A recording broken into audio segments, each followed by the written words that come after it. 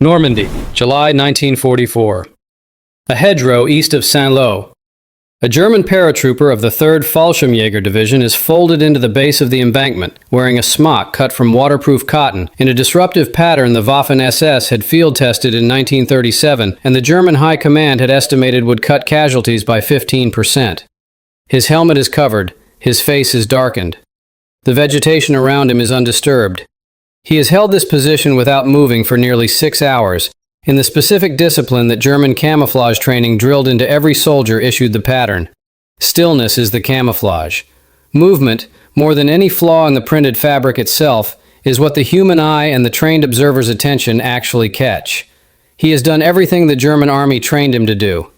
No patrol walks the lane in front of him. No scout points toward his position. No spotter calls out a sighting. And then, without any of the preconditions that should precede a man's death in combat, an 81mm mortar round detonates 10 feet above him. Then a second. Then a third. His squad mate, captured shortly after and questioned by 1st Army intelligence officers, says something that recurs in different phrasing across dozens of interrogation reports filed that summer. "We were not seen." It is a strange complaint from a prisoner of war. He is not claiming the Americans missed. He is claiming they found him without finding him, that his concealment had functioned exactly as designed, and he was dead regardless. 6 weeks earlier, the identical camouflage system, designed by the same Munich art professor, had been killing British infantry at a catastrophic rate east of Caen. British, Canadian, and Polish casualties in Normandy reached 83,000 by the end of August, 16,000 of them fatal, much of it inflicted by weapons fired from positions the attacker never located. The camouflage worked. The Germans were ghosts in the hedgerows, and the British paid for it in blood. So why did the same ghosts, fighting the same way in the same terrain, stop being ghosts against a different army? The answer has nothing to do with sharper American eyes, better trained scouts, or superior camouflage doctrine. The Americans barely had one, and what little doctrine existed was abandoned within weeks for reasons that had nothing to do with its tactical merit. It has to do with a theory of warfare developed 2 decades earlier at a desert artillery school in Oklahoma, built around a question nobody else in 1944 had seriously asked. What if you didn't need to see the enemy at all? The camouflage itself deserves to be taken seriously, because it is the easiest part of this story to underestimate. In 1931, the German Reichswehr issued a 4-color disruptive pattern called Splittertarn. Hard-edged green and brown polygons over a tan or gray field with vertical green dashes suggesting rain. It was designed originally for the Zeltbahn, the triangular shelter quarter every German soldier carried, and was gradually adapted into smocks, helmet covers, and Luftwaffe jump uniforms through the late 1930s. The pattern's geometric construction reflected the limits of contemporary textile printing technology as much as any design philosophy. Hard polygon edges were simpler and cheaper to mass-produce accurately than the organic shapes that would come later, and Splittertarn was, by the standards of its successors, a workable but unsophisticated solution. The more sophisticated development came from the SS Reconnaissance establishment. SS Major Wim Brandt, an engineer commanding the SS Reconnaissance Battalion, went looking in 1935 for better concealment and found Johann Georg Otto Schick, a Munich art professor who had spent years studying how light moves through tree canopy across the seasons. Schick's academic background was in textile and pattern design rather than military science, which made him, in the context of 1930s European camouflage research, something of an outsider whose contribution depended entirely on persuading skeptical military engineers that artistic technique had something concrete to offer combat survival. Schick understood something specific about human vision. The eye locks onto sharp edges and consistent shapes, and a pattern that has neither breaks down as a recognizable object. He designed patterns unlike anything previously deployed on a battlefield. Eichenlaubmuster, oak leaf. Platanenmuster, plane tree. Rauchtarnmuster, blurred smoke edge. Painted not as geometric shapes, but as an approximation of dappled light itself. He made the garments reversible, green on one side for summer, brown on the other for autumn, doubling the system's seasonal effectiveness with no added manufacturing complexity. The SS Deutschland Regiment ran field trials in 1937. The estimate that came back projected a 15% reduction in casualties, a figure derived from controlled exercises comparing detection rates between soldiers wearing the new patterns and soldiers in standard field gray, observed by trained spotters at varying ranges and under varying light conditions. Patents were filed in 1938. By the time German paratroopers landed in Crete in 1941, the Wehrmacht's elite formations had access to what was, by any honest technical measure, the most advanced individual soldier camouflage system on Earth, a system that would not see meaningful imitation by other major armies until well after the war's end. If stories like this one matter to you, the forgotten engineering and doctrine behind what actually happened in combat, consider subscribing and leaving a like. It helps this kind of detailed history reach more people. Picture what this looked like in practice in Normandy in June 1944. A Waffen-SS Panzergrenadier from the 12th SS Panzer Division, Hitlerjugend, settles into a hedgerow north of Caen, wearing Schick's oak leaf pattern, green side out. Around him, 6-foot earthen banks topped with brambles and hawthorn that had grown undisturbed since the Roman occupation. The sunken lanes were so deep and so overgrown that a Scottish reconnaissance officer, writing afterward of the fighting, described seeing or suspecting danger in every blade of grass. The German soldier is dug into the bank itself, beneath the root system, in a position tunneled through the embankment so he can fire from either side without repositioning. A degree of engineering effort that German pioneer units had clearly invested significant time preparing well before any British advance reached the position, suggesting defensive planning that anticipated the bocage's tactical value months in advance rather than improvising it under pressure. The Imperial War Museum's own account of the fighting describes British infantry advancing against what it calls, without qualification, an almost invisible enemy. The British paid for that invisibility in a currency measured precisely. 24,698 casualties by June 30th, more than 46,000 by July 25th. Mortar fire, delivered from German tubes positioned 3,000 to 4,000 yards behind the front line, directed by observers the British infantry never located, accounted for roughly 3/4 of those losses. The system was elegant in its economy, a thin screen of camouflaged forward positions on every hedgerow crest, existing not to win the firefight, but to identify where the British were, feeding coordinates back to mortar and rocket batteries that did the actual killing from a distance no rifleman could reach. No Allied camouflage program of the period came close to matching what Schick's research had produced. British and Canadian forces in Normandy fought largely in plain khaki battle dress, with only scattered, unofficial use of improvised foliage and sniper-specific denizen smocks, while German infantry across multiple divisions wore standardized, mass-produced patterns purpose-built for the specific terrain they were defending.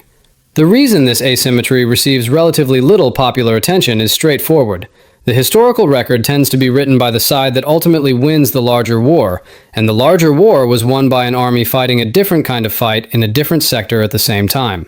Within the specific British versus German contest in the Bocage, judged purely on its own terms, the Germans were winning, decisively and repeatedly, for the better part of 2 months.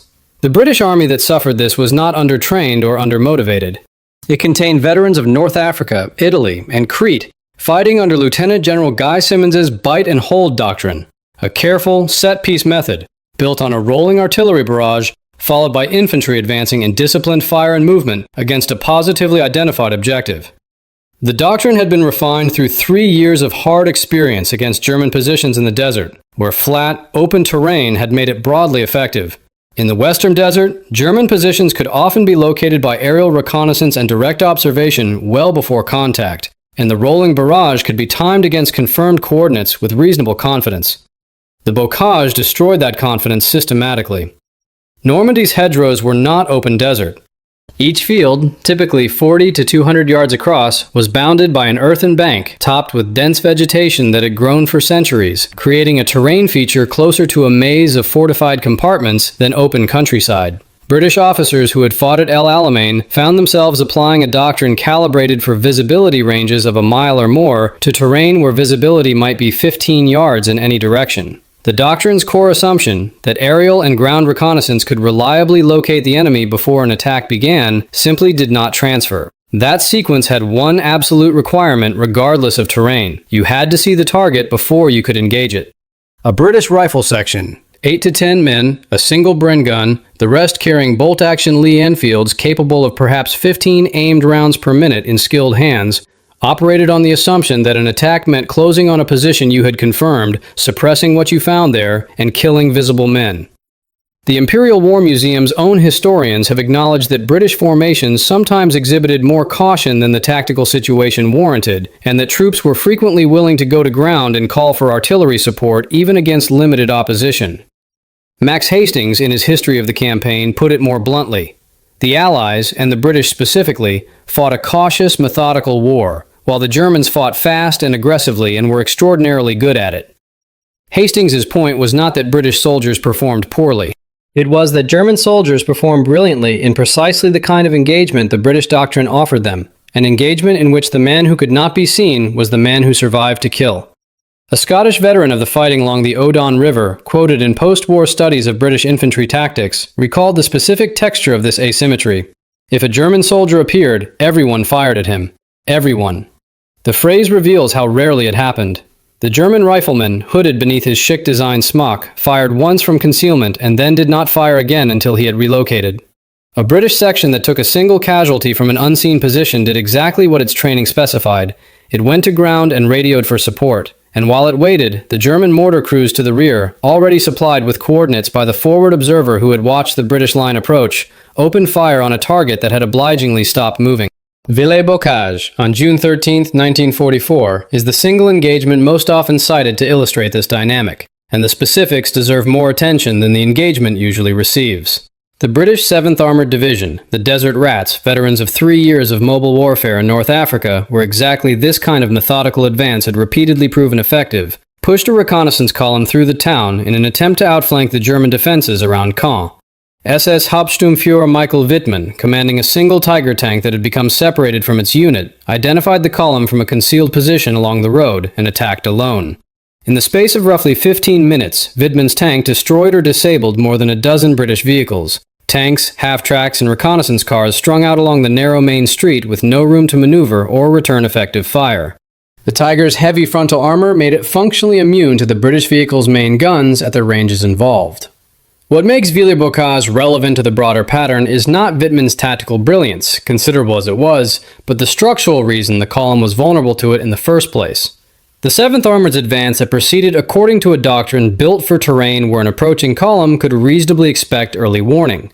Visual contact with enemy armor at distances measured in hundreds or thousands of yards. Time to deploy into a fighting formation before contact.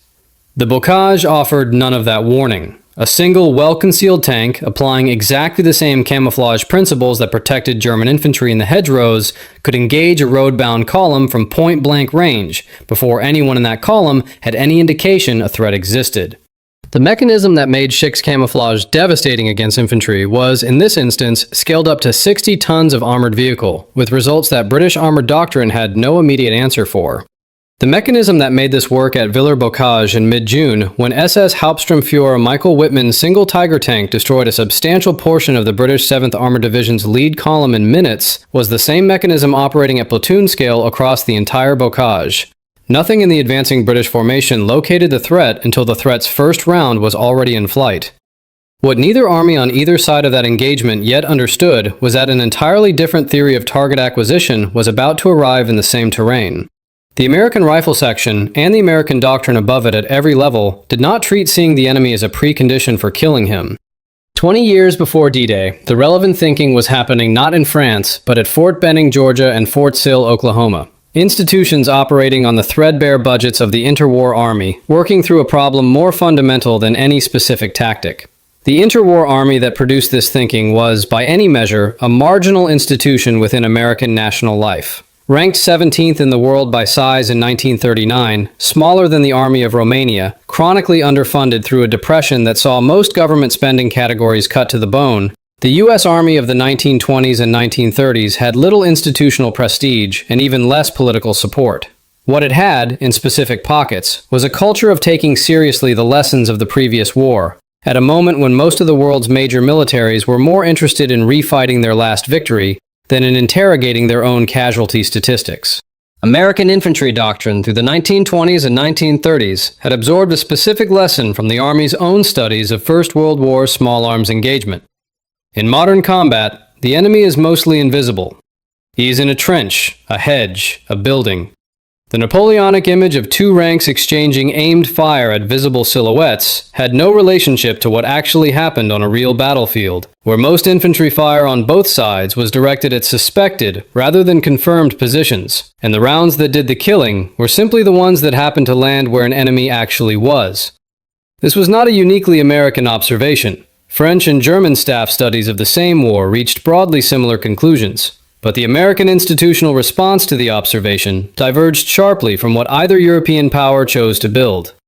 Two decisions followed from this insight, and together they determined the character of the war the American riflemen would fight in 1944.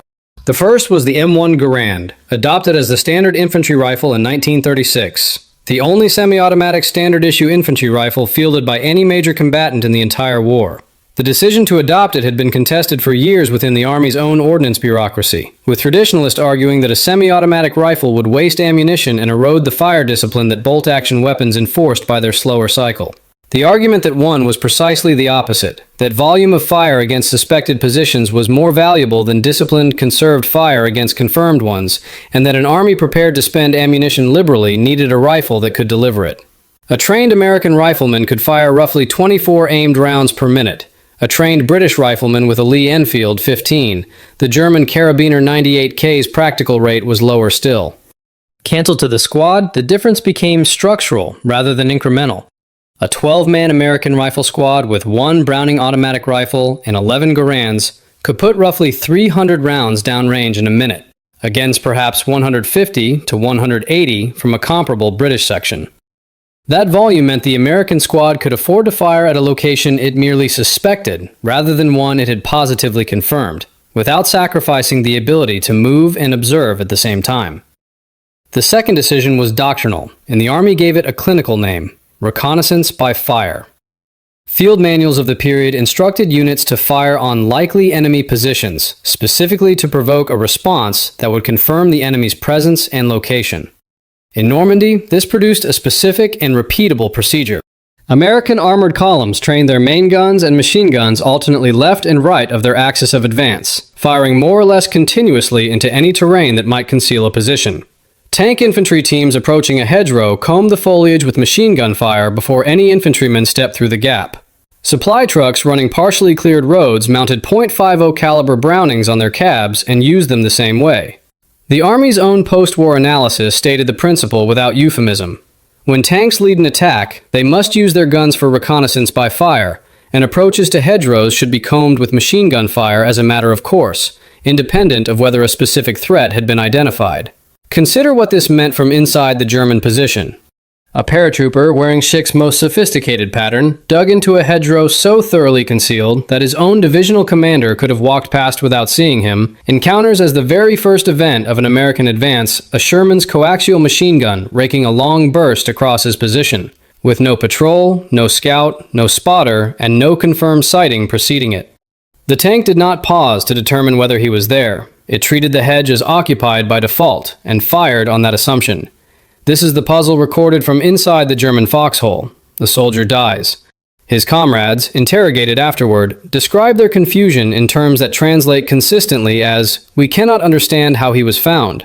In the German theoretical model of how a man dies in combat, identification necessarily precedes death. The American theory had simply removed that step from the sequence.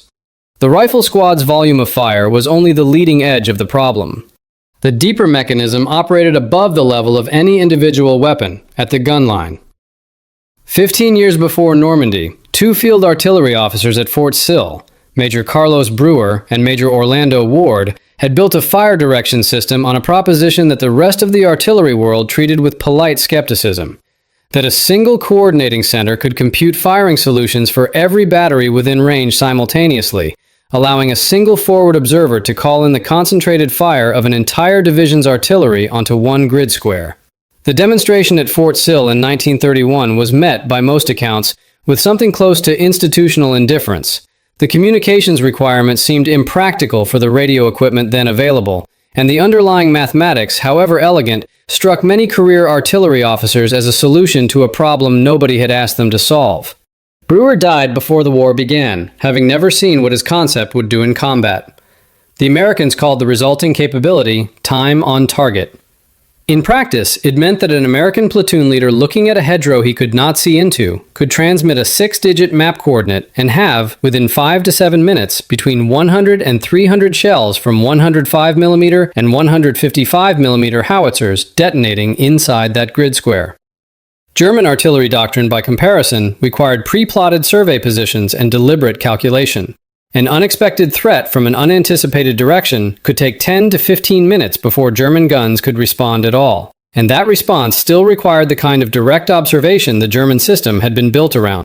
At Hill 192, outside Saint-Lô, the U.S. 2nd Infantry Division fired as many as 20 time-on-target missions per night against a sector barely 2 miles wide to keep the paratroopers of the 3rd Fallschirmjäger Division continuously off balance. The sustained tempo denied defenders the kind of pattern recognition experienced infantry normally develop under bombardment, the learned sense of when a barrage is likely to lift, when movement becomes survivable, when a position can be reoccupied. Aerial photographs of the position afterward showed terrain that observers described as resembling a moth-eaten blanket, hedgerows and tree lines pockmarked and consumed by repeated saturation fire. The German paratroopers in their splitter-tarn smocks were no less concealed on July 10th than they had been on July 1st. Their concealment had simply become irrelevant because it was a property of their individual bodies, and the shells were not aimed at bodies. They were aimed at the grid square the bodies happened to occupy. When the Americans took Hill 192 on July 11, 1944, the 2nd Infantry Division had lost 594 killed and roughly 3,000 wounded across the fighting for that single position. The German defenders had been effectively wiped out, their bodies found afterwards still in their excellent camouflage, killed by an enemy that in many documented cases had never visually located them at all. Field Marshal Erwin Rommel, writing to the German High Command before he was wounded by Allied air attack in July, identified the actual cause with the precision of a professional who understood exactly what was killing his men. Their great superiority in artillery, he wrote, and an outstandingly large supply of ammunition. Rommel, among the most respected practitioners of mobile warfare in the entire German officer corps, was not describing better marksmanship or even better camouflage from the American side. He was describing a system and noting that the German army had no comparable answer to it. If you're finding this account valuable, a like helps it reach more viewers, and subscribing means you won't miss the next deep dive into the parts of this war that rarely make it into the standard histories. In December 1944, written shortly after the Fuse's introduction to ground combat, stated his assessment without qualification. The VT Fuse, he wrote, had won the Battle of the Bulge, and once every army possessed the technology, existing infantry tactics built around taking cover from artillery would need to be entirely reinvented. Patton was not a man given to crediting equipment over soldiers as a rule.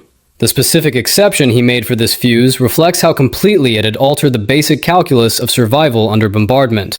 Layer this on top of the Garand's rate of fire, reconnaissance by fire, time on target, and forward observers trained down to platoon level, and the German rifleman in his chic-designed smock, the technical culmination of 15 years of camouflage research, was facing an army whose theory of finding him did not require finding him at all.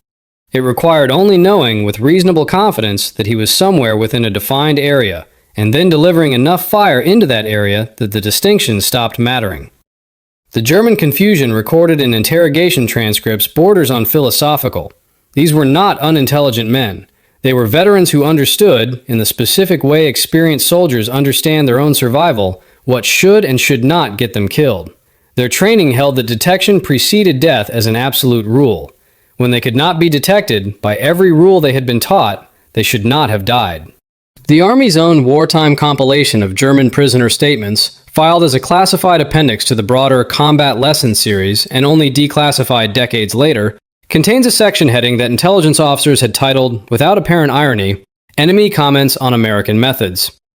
The entries beneath it, drawn from interrogations conducted at division and corps level throughout 1944, are notable less for their content than for how rarely they vary across units that had no contact with each other and no shared chain of command through which a complaint could have spread. The same 4 words recur, translated slightly differently by different interrogators, in entry after entry. We could not locate them. What the Germans could not produce, structurally rather than through any individual failure, was the combination that the Americans had assembled. They had artillery, they had machine guns, they had time-fused airbursts of their own design. What they did not have was all of it integrated down to the level of a single platoon leader's radio handset, a capability the American Army had spent 15 years quietly building during a period when most of the world, including much of America's own military establishment, considered artillery coordination and infantry rifle volume to be settled, secondary questions not worth further investment. American camouflage doctrine, for what it is worth, barely existed by comparison, and what little there was frequently backfired. American troops issued the M1942 herringbone twill camouflage pattern were repeatedly mistaken at a distance for Waffen-SS troops and fired on by their own side, leading to the pattern's informal abandonment in the European theater within weeks of its introduction. This was not American superiority in the same discipline the Germans had mastered. It was a different discipline entirely, one that had concluded concealment was a problem worth solving only on the enemy's side of the equation. Here is the forensic verdict. The German rifleman in the hedgerow did not fail. His camouflage did not fail. His training did not fail. What failed was the underlying theory of warfare he had been raised inside, a theory in which visibility was the precondition for lethality, shared symmetrically by both the German army that perfected concealment and the British army that suffered most from it. Both sides, in the bocage fighting against each other. After the opening of the German Ardennes offensive, General Eisenhower made a request that had been sitting unresolved on his desk for nearly 2 years. Lift the restriction on ground use of the VT fuse, the proximity-fused artillery shell that had been reserved almost exclusively for anti-aircraft applications out of fear that an unexploded round might fall into enemy hands and be reverse-engineered. The fuse had been developed by Section T of the Office of Scientific Research and Development, a program that had consumed roughly 3% of all American physicists working during the war, and that the Navy had guarded with a secrecy comparable to the atomic bomb project, restricting its use over land for 2.5 years specifically because the operational value of surprise was judged to outweigh the tactical benefit of earlier deployment. By December 1944, with German ground forces no longer in a position to meaningfully exploit captured technology before the war's end, that calculation changed. Authorization came back within 48 hours of Eisenhower's request. By the end of the month, hundreds of thousands of VT-fused rounds were being fed into American howitzers across the front. The fuse was a miniature radio transmitter built into the shell's nose, broadcasting continuously as the round flew. When the reflected signal indicated the shell had reached an optimal height above the ground, typically 30 to 50 feet, the fuse detonated automatically, producing a precisely timed airburst that sent fragments raining downward over the entire target area, rather than concentrating blast and fragmentation at the point of ground impact. The engineering required to make this reliable was substantial. The electronics inside the shell had to survive being fired from a cannon, an acceleration force exceeding 20,000 times gravity while spinning at tens of thousands of revolutions per minute, a problem that German ordnance engineers had separately investigated earlier in the war and concluded was not solvable with available vacuum tube technology. They were, on the specific engineering question, wrong, but their assessment was not unreasonable given what German laboratories had managed to test, and it meant German forces went into the last winter of the war with no defensive countermeasure for a weapon their own technical establishment had concluded should not exist. This mattered specifically and devastatingly for camouflage doctrine, because the VT fuse did not care about the kind of cover a concealed rifleman instinctively relied on. A man flat against the earth, hidden in brush or a shallow foxhole, had been protected since 1914 by a simple geometric fact. Fragments from a ground impact shell travel outward and upward, often passing harmlessly over a prone body. The VT fuse inverted that geometry entirely. The detonation happened above the man, and the fragments came down onto him from directly overhead. No posture, no hedgerow, no degree of concealment changed the physics. The chief ordnance officer of the European theater reported that one German patrol caught in the Hürtgen forest by a barrage using the new fuses was found afterward with 96 bodies in a condition observers described, without exaggeration, as having gone through a meat grinder. Every one of them still in concealed positions, still camouflaged, none of it having mattered in the slightest. General George Patton, in a memorandum were playing the same game by the same rules. The British lost repeatedly to a German opponent who was, within that shared framework, simply better. The American army was not better at that same game. It had stopped playing it.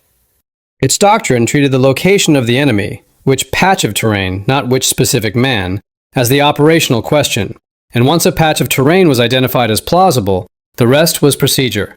Comb it with machine gun fire, drop mortars on it, call time on target, drive a Sherman through it.